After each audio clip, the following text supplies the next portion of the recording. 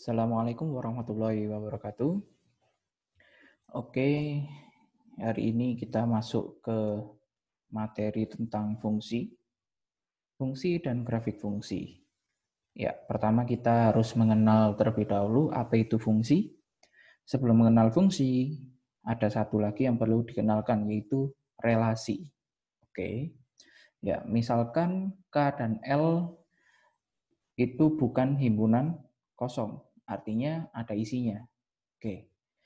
Hasil kali kartesius dari K dan L adalah himpunan pasangan terurut X, Y, di mana X-nya itu anggota K dan Y-nya anggota L. Kemudian diberi notasi sebagai berikut. Ini hasil kali kartesius dari K dan L. Oke, ia adalah himpunan yang isinya adalah pasangan terurut X, Y, di mana X-nya anggota K, Y-nya anggota L. Seperti itu.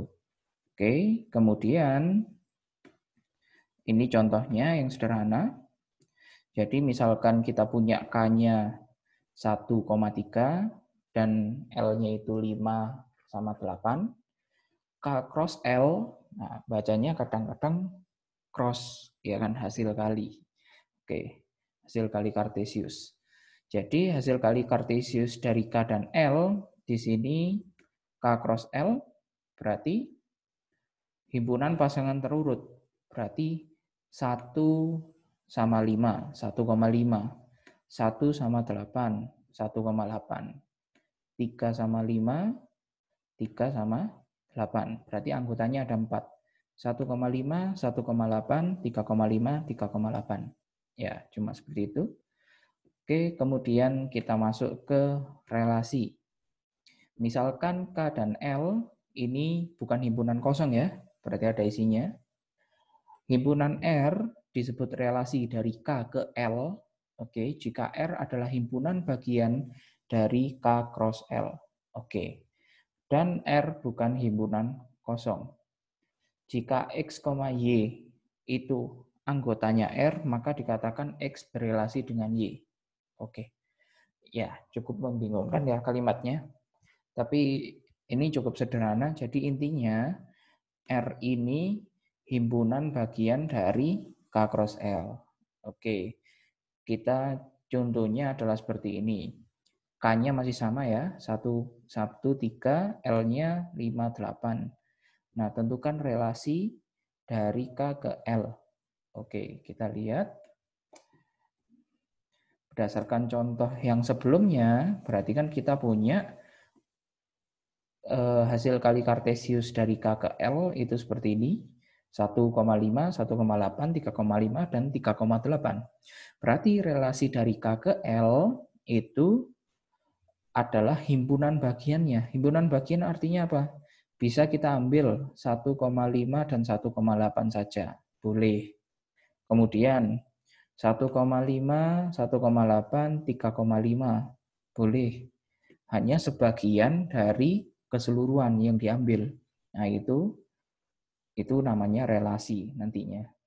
Nah, ataupun diambil semuanya, semua ini 1,5, 1,8, 3,5, 3,8 itu juga masih himpunan bagian. Ya, semuanya itu juga himpunan bagian. Nah, oke. Jadi di sini contohnya belum semua, di sini hanya beberapa contoh. Oke. Kita lanjutkan. Nah, ini yang paling penting sekarang. Misalkan K dan L itu bukan himpunan kosong ya. Relasi F disebut pemetaan atau fungsi. Nah, ini yang goalnya kita. Fungsi dari K ke L jika setiap X anggota K terdapat tepat satu Y anggota L. Oke, sehingga X, Y ini anggota dari relasinya. Nah, oke. Jadi ceritanya gini. Kita ada bahasa yang lain. Jadi ini misalkan sama K dan L bukan himpunan kosong. Relasi F disebut pemetaan atau fungsi dari K ke L jika setiap X di K memiliki tepat satu Y di L sehingga Fx sama dengan Y. Ya, ini yang lebih sering kita kenal ya. Kan tadi F itu relasi dari K ke L, di mana X-nya ini dipetakan ke Fx sama dengan Y, kayak gitu. Nah, ini kan bahasa matematisnya ibaratnya. Kalau bahasa yang lebih mudah dicerna, itu seperti ini. Jadi, suatu relasi F itu dikatakan fungsi dari K ke L ya, jika setiap X di K, yang di kiri, memiliki tepat satu kawan di L, kayak gitu. Intinya punya satu kawan. Jadi dia awalnya di sini K gitu. Kemudian di sebelah kanannya ini ada L. Nah, ini X, ini Y. Nah, ini punya tepat satu kawan. Kayak gini. Tidak boleh ini ada Y1, ini ada Y2. Kayak gini. X ternyata berkawan dengan Y2 juga. Nah, ini bukan fungsi. Kayak gitu. Jadi X-nya harus cuma boleh punya satu kawan di daerah yang sebelah kanan. Kayak gitu. Ya. Kemudian ini contohnya ya. Berarti misalkan F itu adalah relasi dari N ini adalah bilangan natural ya, bilangan asli. Himpunan bilangan asli dipetakan ke himpunan bilangan asli. X-nya dipetakan ke Fx sama dengan X kuadrat. Nah ini lebih ke pembuktiannya. Kalau pembuktian fungsi nanti itu, ya ini kita lewati saja untuk pembuktiannya. Intinya kita paham konsepnya. Selanjutnya. Nah, ini juga penting. Misalkan F itu fungsi dari K ke L. Nah, sekarang kita mengenal yang namanya daerah asal. Daerah asal dari suatu fungsi adalah himpunan unsur X di K sehingga Fx terdefinisi. Ya. Kemudian karena ada daerah asal berarti ada yang namanya daerah hasil. Daerah hasil dari fungsi F itu adalah himpunan unsur Y sama dengan Fx di L. Dengan X-nya itu unsur di K. Ya. Nah, di sini daerah asal lebih dikenal kalau pakai bahasa Inggris itu domain. Dan daerah hasil itu range. Makanya di sini dinotasikan daerah asal itu D cantik F kayak gini dari kata domain. Sedangkan daerah hasil itu R cantik F gini dari kata range. Seperti apa maksudnya daerah asal dan daerah hasil? Kita lihat ke contoh. Kelewatan. Ya. Misalkan F ini fungsi dari R ke R, tentukan daerah asal dan daerah hasilnya. Yang pertama, Fx sama dengan X kuadrat tambah 9. Di sini untuk daerah asal kita akan menentukan X-nya siapa saja sehingga Fx ini terdefinisi. Nah, di sini bisa kita lihat ya, kalau misalkan X-nya 0 ini masih terdefinisi, 1, negatif 1 masih terdefinisi. Pecahan pun ini misalkan setengah, jadi setengah kuadrat seperempat tambah 9 juga tidak ada masalah. Jadi maupun akar pun, akar 2 kuadrat di sini jadi 2 ditambah 9. Nggak ada masalah juga.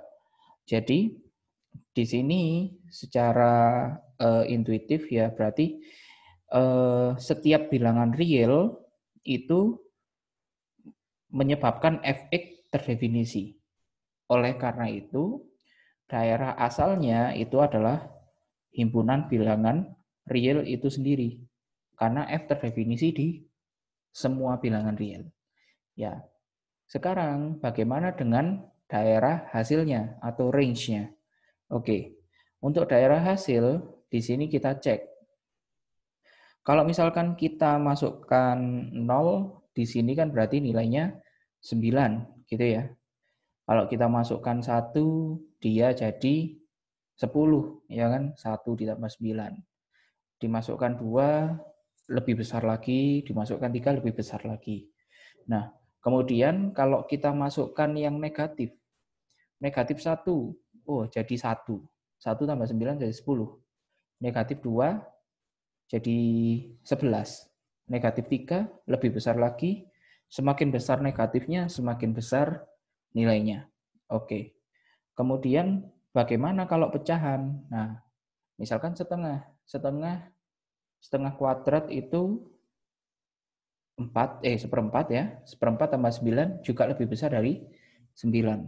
Ya, dari sini kalau itu secara ilustratifnya berarti kemungkinan range-nya itu adalah himpunan yang 9 ke atas gitu ya kan.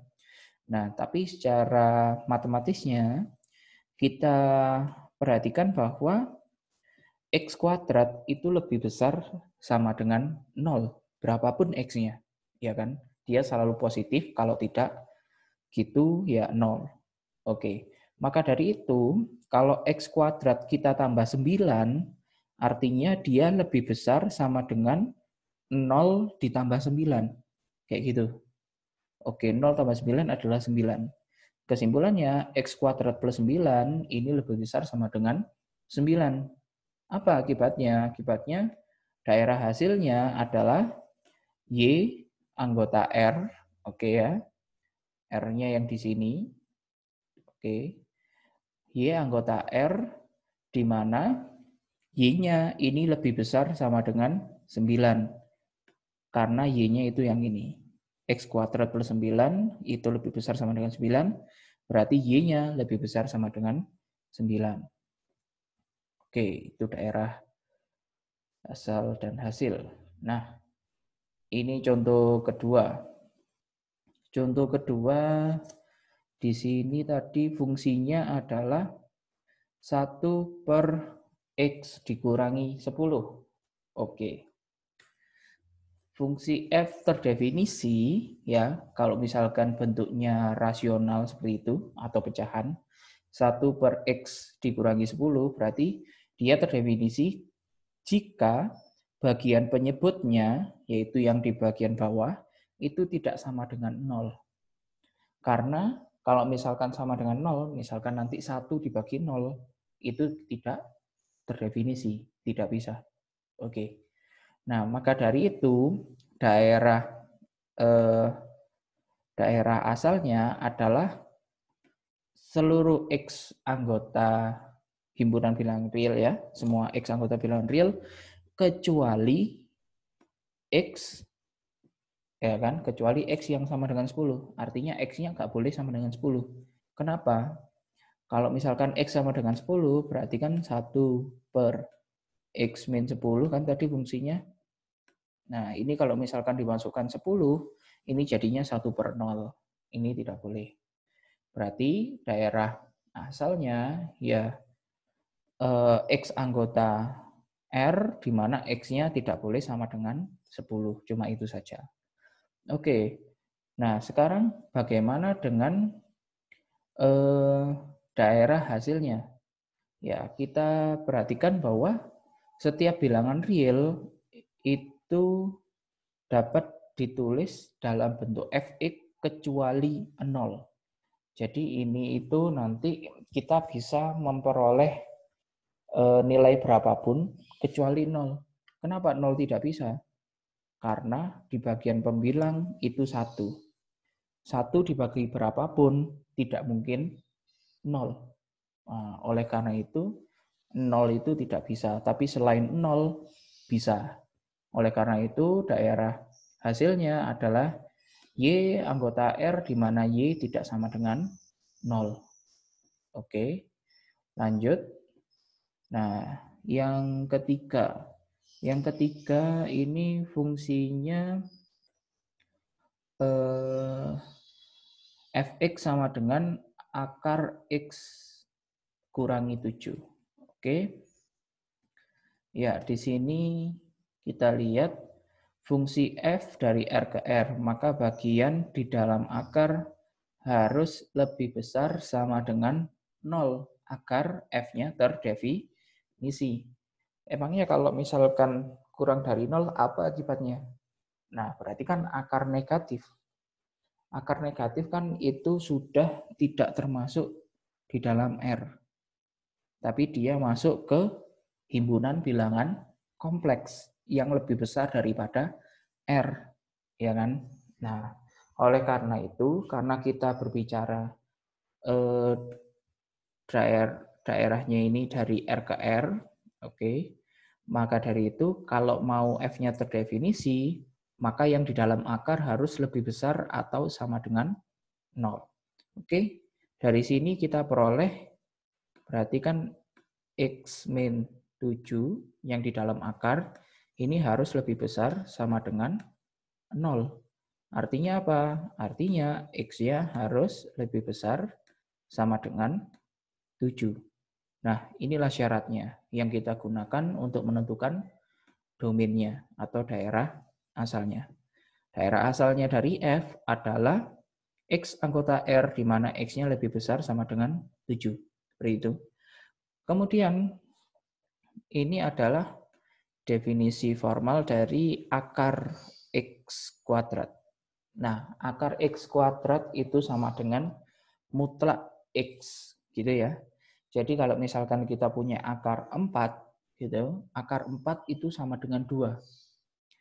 Nah, kadang-kadang dulu ada yang pernah menyebutkan akar 4 itu bisa 2, bisa negatif 2. Nah, itu salah. Kalau yang ditanyakan adalah seperti ini, berapakah X sehingga X kuadrat sama dengan 4? Nah, ini jawabannya bisa 2, bisa negatif 2. Karena kalau 2 dikuadratkan itu 4, kalau negatif 2 dikuadratkan itu juga 4. Tapi kalau di sini kita berbicara akar, berarti akar dari 4 ini berarti kita cuma ngambil yang positif saja, bukan yang negatif. Karena di sini definisinya adalah mutlak. Oke, berarti di sini akar 4 itu sama dengan 2. Nah, kita kembali ke topik. Di sini akar X min 7. Berarti karena akar ini sama dengan hasilnya selalu positif, gitu ya, maka daerah hasilnya itu adalah Y anggota R, di mana Y-nya lebih besar atau sama dengan 0. Oke, kalau ininya 0, berarti yang kanan 0. Sedangkan kalau yang di dalam akar ini bukan 0, berarti yang di sebelah kanannya ini lebih besar dari 0. Akar 1 itu 1, akar 2 itu lebih besar daripada 0, ya kan? Nah, seperti itu. Kemudian untuk nomor 4, jadi kita fungsinya tadi adalah fx sama dengan 7 pangkat x. Ya, 7 dipangkatkan x. Nah, bisa kita lihat bahwa 7 dipangkatkan berapapun itu nggak akan menjadi masalah. Berarti di sini kita bisa katakan bahwa fx terdefinisi untuk setiap bilangan real x, ya kan? Oleh karena itu, daerah asalnya ini adalah himpunan bilangan real itu sendiri, ya. Kemudian kita perhatikan bahwa fx ini tidak mungkin bernilai 0. Kenapa? Karena 7 pangkat berapa yang nilainya 0? 7 pangkat 1, 7. 7 pangkat 0, 1. Ya kan? 7 pangkat negatif, 7 pangkat negatif 1, berdasarkan sifatnya, berarti ini jadi 1/7. Gitu ya. Tidak mungkin 7 ini, 7 pangkat sesuatu ini bernilai 0. Itu yang pertama. Yang kedua, tidak mungkin bernilai negatif. Coba saja, ini berapapun, 7 pangkat 0 tadi 1 ya, 7 pangkat 1, 7, 7 pangkat 2, 49, dan seterusnya. Kalau lebih besar, dia akan bernilai lebih besar, sedangkan kalau pangkatnya negatif, dia kecil, tapi dia masih tetap positif. Nah, oleh karena itu, dia tidak mungkin 0, tidak mungkin negatif. Artinya, daerah hasilnya adalah Y anggota R, di mana Y-nya lebih besar dari 0. Oke. Selanjutnya, di sini kita berbicara, oke, ini adalah salah satu definisi fungsi lagi yang secara matematisnya yang biasa digunakan untuk pembuktian. Oke, jadi ini untuk informasi. Misalkan K dan L bukan himpunan kosong. Ya, selalu ya, K dan L-nya nggak boleh kosong. Kemudian F, ini relasi dari K ke L, di mana X1 ini dipetakan ke Fx1, X2 dipetakan ke Fx2. Nah, relasi F disebut fungsi jika memenuhi bahwa kalau X1 itu sama dengan X2, maka Fx1 juga harus sama dengan Fx2. Nah, kayak gitu ceritanya. Jadi, ini itu nanti yang seperti saya gambarkan pada ilustrasi di awal tadi. Yang sebelah kiri ini K, gini, yang sebelah kanan ini L, kemudian di sini ada X1 ya. Nah, X1 sama X2. Nah, kalau X1 sama dengan X2, saya tuliskan sebagai X1 saja ya. Di kanan ini juga harus bertemannya sama Fx1. Ya, saya tulis Y1 ini ya. Nah, Y1 ini juga harus sama dengan Y2 yang tadi. Tidak boleh ada Y1 dan Y2 yang berbeda. Alias, ini punya dua teman yang berbeda, ini bukan fungsi. Oke.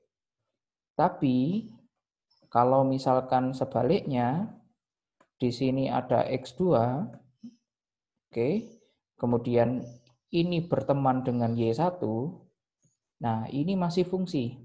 Kenapa? Karena yang kita lihat adalah yang di sebelah kirinya. Ini, X1 temannya cuma 1 di kanan. Oke, tidak ada masalah. X2 temannya juga 1 di sebelah kanan. Oke, sudah sesuai dengan aturan. Nah, Y1 temannya ada 2 di kiri. Ya, bukan urusannya. Karena kita ngomongin definisi fungsi, yang penting yang di sebelah kiri punya cuma 1 teman di sebelah kanan. Cuma itu. Entah yang kanan punya 5 teman di kiri, nggak ada masalah. Bukan urusannya. Oke. Nah, satu lagi. Kalau misalkan di sini tak perpanjang, di sini ada X3. Nah, X3 tidak punya teman di kanan. Apakah ini fungsi? Jawabannya adalah tidak. Kenapa?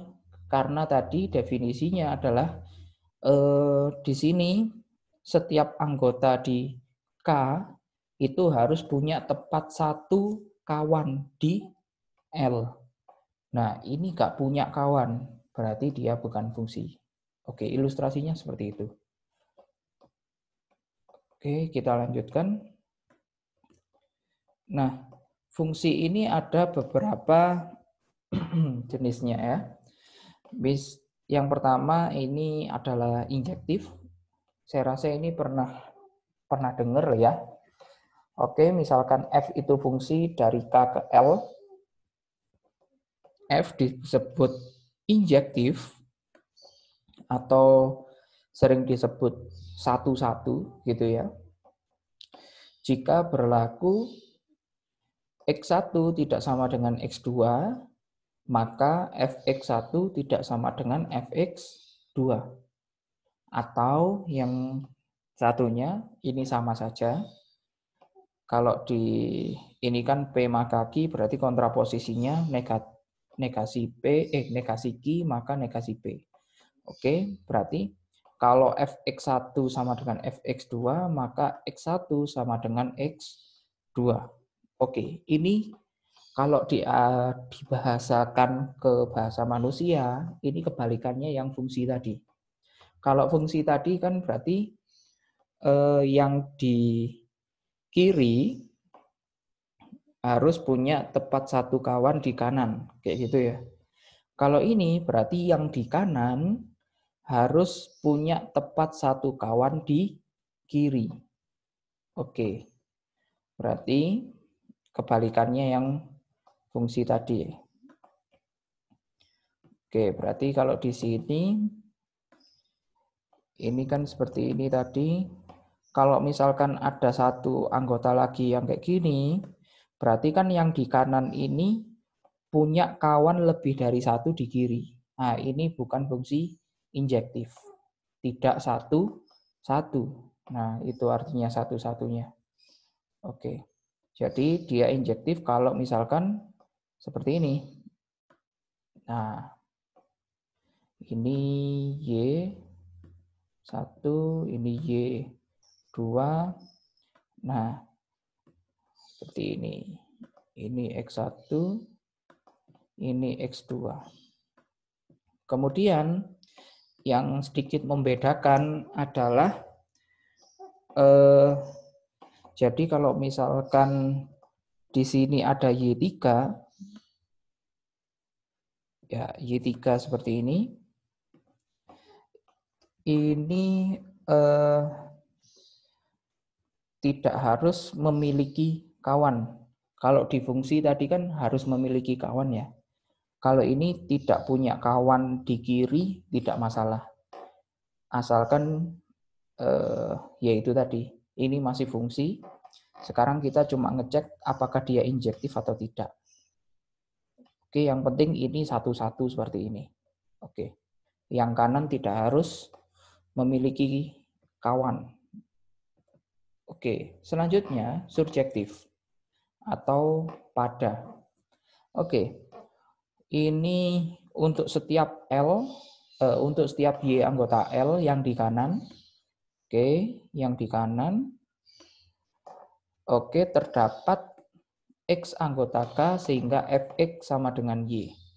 Oke, ini tadi K. Oke, yang ini L. Nah, kemudian di sini berarti untuk setiap anggotanya L harus punya kawan di K. Nah, ini kalau tadi injektif tidak harus punya kawan. Sekarang kalau surjektif harus punya kawan. Tapi kawannya bebas, nggak harus satu. Kalau injektif tadi kan satu-satu, harus satu kawannya. Kalau di surjektif, kawannya mau dua, nggak ada masalah. Yang kawannya mau dua tidak ada masalah. Yang penting di sini setiap anggotanya punya kawan di K seperti itu. Oke.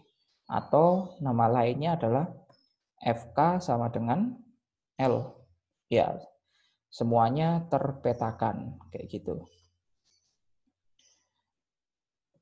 Nah, selanjutnya yang terakhir adalah bijektif. Bijektif atau korespondensi satu-satu. itu adalah jika F merupakan fungsi surjektif dan injektif. Oke, korespondensi satu-satu itu seperti apa?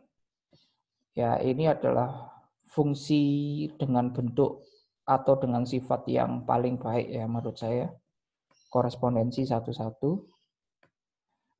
Nah, ini berarti setiap anggotanya nanti ini akan punya tepat satu kawan eh, di L ya.